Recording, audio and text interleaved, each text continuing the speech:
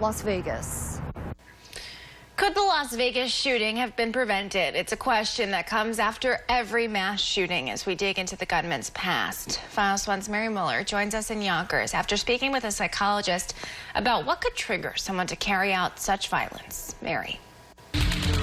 The majority of mass shootings have been carried out by young white men, but Las Vegas gunman 64-year-old Stephen Paddock an outlier. Usually when we hear about mass shootings, we tend to hear mostly about young men. Psychologist Alexandra Stratyner says there isn't a typical profile for a mass gunman. That means it's difficult for anyone to know if someone is planning an attack. But she says people need to be more cognizant of others and ask how people are doing. She says anyone who isolates themselves, has suicidal thoughts, or is engaging in constant behavior online may need help. It's possible that somebody might start talking about thoughts of acting on this, then certainly I would say help them get access to a mental health care professional, call 911 or have them go to an emergency room. While Stratyner says psychologists are trained in risk assessment, there needs to be more research done on factors that may lead someone to carry out such a violent act. Experts on mass shootings say they are rarely impulsive and can be triggered by a negative event in a person's life,